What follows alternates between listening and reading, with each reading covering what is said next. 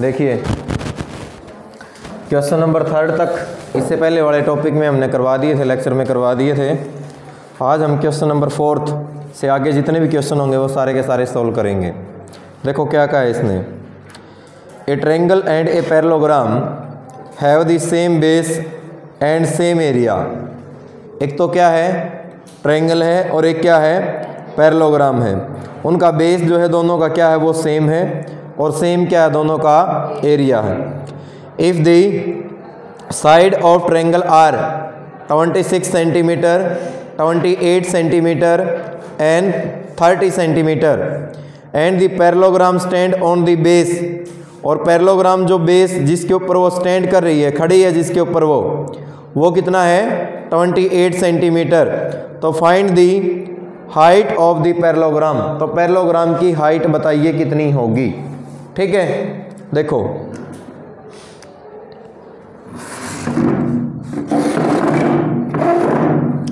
एक तो है हमारे पास पैरेललोग्राम जिसका बेस कितना है, 28 सेंटीमीटर। ठीक है, और इसी के ऊपर हमारे पास क्या है, एक ट्रायंगल है। कंडीशन ये है कि दोनों का जो एरिया है, जो ये एरिया है और जो ये एरिया है, ये दोनों के दोनों एरिया क्या है, सेम है। क्लियर। जबकि जो ट्रायंगल की साइड है वो कितनी कितनी दे रखी है, 28 और 26 और ये है 30, थोड़ी सी ज़्यादा बड़ी दिखाई दे रही है। ठीक है, एरिया दोनों का इक्वल है। इसका मतलब गिवन कंडीशन हमारे पास क्या है कि एरिया ऑफ ट्रायंगल इक्वल है एरिया ऑफ पैरेललोग्राम। बोलो, यही है ना कंडीशन। तो ट्रायंगल का एरिया के लिए हमारे फर्स्ट फॉर्मूला है Heron's formula, S minus A, S minus B, S minus C, यही है। और एरिया ऑफ पैरेललोग्राम क्या होता है, बेस इंटू हाइट, यही होता है, बेस इंटू हाइट। एस क्या होता है, S A plus B plus C by 2। अगर मैं एस की बात करूं तो ए है मेरे पास 28, बी 26 और सी है 30 और बाई में 2। ठीक है, ये हो गया मेरे पास 6 और 18, 14, 1 carry by 4 plus 2 6 plus 2 8 divide में 2, 4 और 2 कितना हो गया, 42। यही हो गया ना, यहाँ पर रखो। तो ये आ गया मेरे पास एस की वैल्यू 42 माइनस में ए 28, 42 माइनस बी 26 और 42 माइनस में 30 इज इक्वल टू बेस कितना है, 28 और हाइट हमने निकालनी है तो उसकी जगह h। क्लियर। यानी कि इसको हम बोल देते हैं हाइट, कि ये हाइट कितनी होगी। ठीक है, तो आप देखो, ध्यान दो, 42 के फैक्टर कर लो, 42 के फैक्टर 2, फिर 3, फिर 7, क्या हो गए, 2 मल्टीप्लाई 3 मल्टीप्लाई 7। यहां पर सोल्व कीजिए, कितना आ गया, 14 के फैक्टर 2 इंटू 7। यहां पर सोल्व करो, कितना आ गया, 16 आ गया। पक्का श्योर हो, 12 में से 6, 16 के factor 2 into 2 into 2 into 2।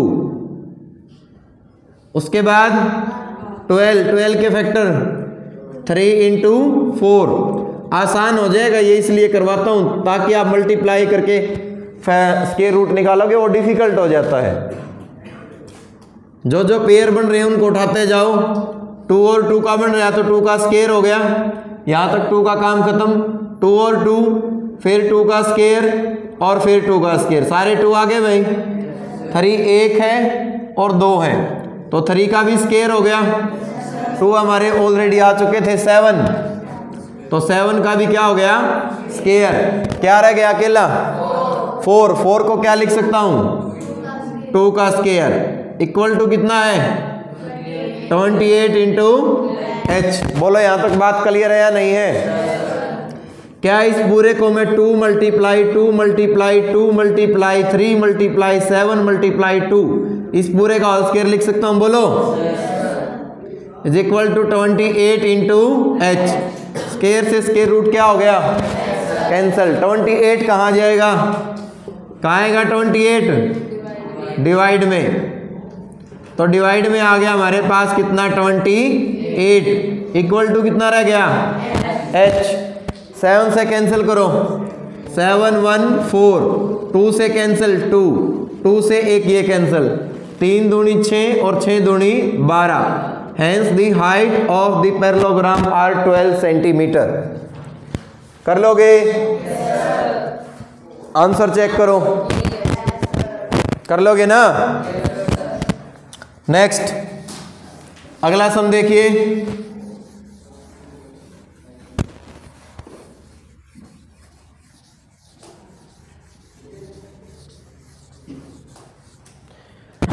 Question number 5। देखो क्या क्या है उसने। A rhombus shaped field has green grass for 18 cows to graze. मतलब क्या होता है उनके द्वारा चर लिया जाता है वो। If each side of the rhombus is 30 metre and its longer diagonal is कितना दे दिया 48 मीटर, तो how much area of grass field will each cow be getting. मतलब आपने बताना कि प्रत्येक गाय द्वारा कितना एरिया यानी कि वो चला गया है। देखो रोम्बस की शेप क्या होती है, क्या होती है, सारी की सारी साइड क्या होती हैं उसकी इक्वल होती हैं।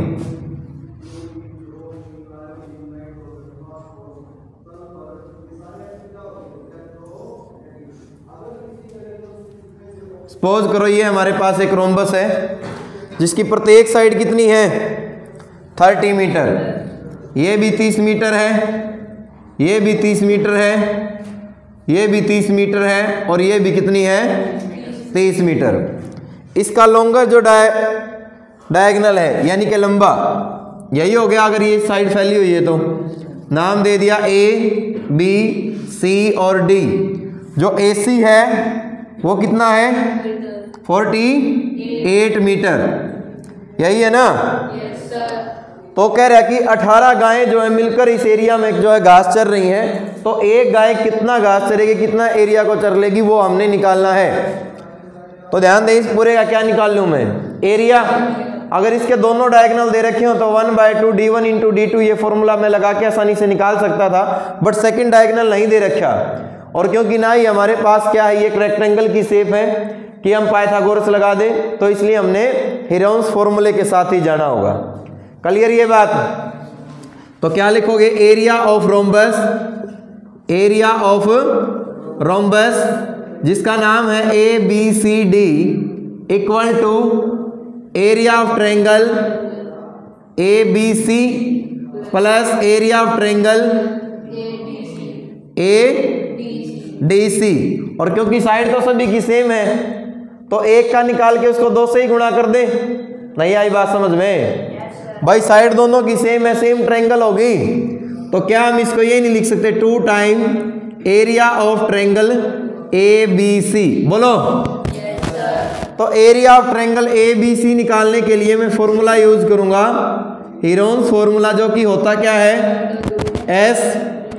S minus A S minus B और S minus C।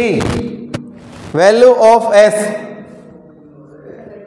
A plus B plus C by 2, 30 plus 30 60, 60 plus 48 108 by 2 कितना हो गया 54। रखिए इसमें ये आ गया मेरे पास 54, 54 माइनस ए 30 करो, कितना आ गया, कितना आ गया 24। फिर 54 माइनस में बी 30 करो 24, और सी करो, कितना रह गया 6 रह जाएगा। हाँ 6, कितना रह जाएगा 6। क्लियर है यहां तक बात? 24 के फैक्टर करने की कोई जरूरत नहीं है आपको, क्यों? क्योंकि इसको क्या लिख सकता हूं मैं, 2 बार आ गया 24 का स्क्वायर। ठीक है, थोड़ा एडवांस चला करो। अगर 54 के फैक्टर करूंगा तो 3 मल्टीप्लाई 3 और मल्टीप्लाई में 2 मल्टीप्लाई 3, यही बनेंगे या नहीं बनेंगे? बोलो क्या बन गए? 2 इंटू 3 इंटू 3 इंटू 3 6, 18 और 54। 6 के फैक्टर करूंगा तो 2 मल्टीप्लाई 3, ये हो गया मेरे पास 24 का स्क्वायर, 2 2 बार है तो 2 का स्क्वायर, 3 का स्क्वायर, 3 का स्क्वायर। क्या इस पूरे को मैं 24 इंटू 2 इंटू 3 इंटू 3 इस पूरे का होल स्क्वायर लिख सकता हूं? बोलो। तो स्क्वायर से स्क्वायर रूट क्या हो जाएगा? कैंसिल। कितना आ गया एरिया? ये 2 से और गुणा कर दो तो 2 गुणा में 24 गुणा में 2 गुणा में 3 गुणा में 3। ठीक है, मैंने कैंसिल इसलिए नहीं किया क्योंकि अभी इसको डिवाइड करना है। किससे? किससे भाई? तो क्या लिखोगे, क्या सेंटेंस बनाओगे? ग्रास फील्ड 1 काउ, क्या हो जाएगा? डिवाइड करोगे इसको किससे? 18 से, तो डिवाइड बाय 18। 3 से कैंसिल करो 6, फिर 3 से कैंसिल करो 2, 2 से कैंसिल करो 1, कितना आ गया? 48 मीटर है ना, तो क्या आ जाएगा? Metre square. तो एक गाय द्वारा 48 मीटर स्क्वायर एरिया जो है उस फील्ड का, उस खेत का जो है वो चर लिया जाएगा। चेक करो आंसर। ठीक है, कोई डाउट है किसी को? कहीं से भी कोई नाम मात्र सी भी प्रॉब्लम है तो पूछ लेना, वहीं पे मार्कर रुकवा दिया करो कि यहां से समझ में नहीं आया। बोलो कौन सा 2 एक्स्ट्रा? क्योंकि बेटा जितनी ट्रायंगल नीचे थी उतनी ट्रायंगल हमारे पास ऊपर है, और कंप्लीट रोम्बस का एरिया हमने निकालना है। ठीक है, तो हम इसका और निकालने के बजाय नीचे वाले को 2 से गुणा कर देंगे, इसका मतलब पूरी रोम्बस होगी वो। और कुछ पूछना हो किसी ने? चलो नेक्स्ट क्वेश्चन। स्टेटमेंट पे ध्यान हो सभी का। देखो question number 6। An umbrella is made by stitching 10 triangular pieces of cloth of 2 different color. See figure 12.16. Each piece measuring 20 centimeter, 50 centimeter and 50 centimeter. How much cloth of each? यहाँ पर एक word बोला है इसने, each. Color is required for umbrella. उसने कहा कि एक छतरी है जो कि यानी कि 10 ट्रायंगल से बनी हुई है, लेकिन जो है उसमें अलग अलग कलर के जो है क्या बने हुए हैं? ट्रायंगल। जैसे एक वाइट है तो दूसरा क्या है? रेड है, होते नहीं है वो कलर में। तो कह रहा है कि प्रत्येक कलर में कितना कपड़ा जो है यूज हुआ है वो आपने निकालना है। बच्चे गलती कहां पर करते हैं इसमें? क्योंकि 10 ट्रायंगुलर बने हैं ना, तो 10 से मल्टीप्लाई कर देते हैं। ए कितना है? बोलो ए 20, बी कितना है?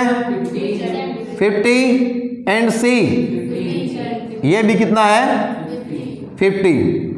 एरिया निकालते हैं हम पहले भाई, एक का एरिया निकाल लेते हैं। ठीक है,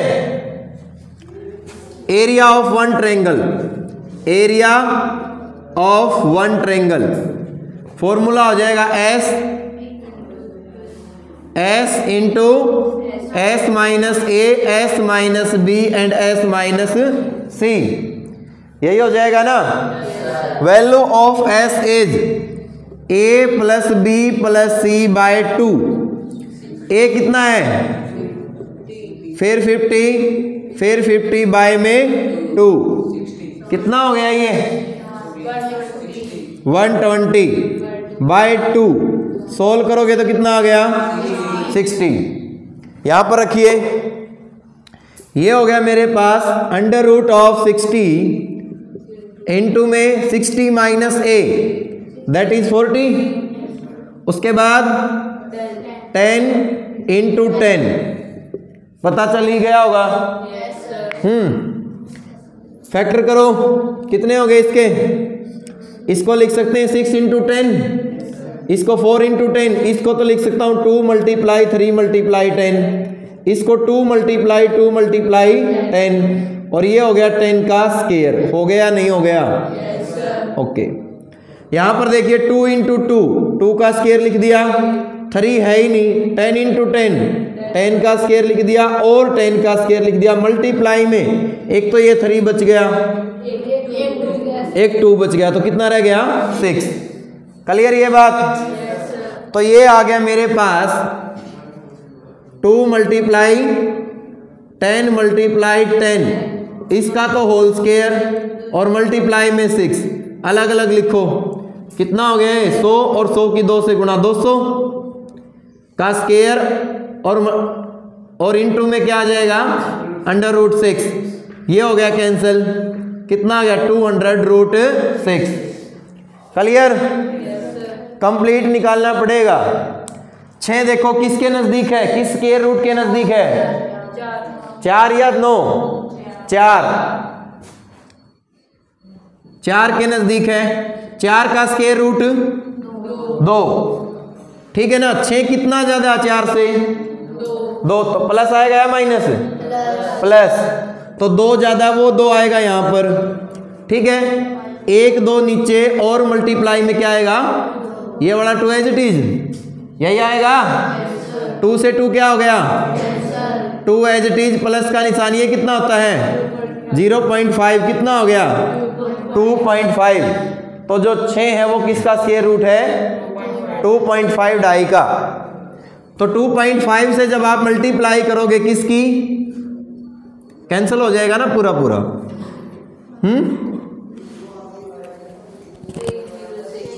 पूरा ही कैंसिल हो गया ये, तो इसका मतलब सोल्व हो जाना चाहिए था।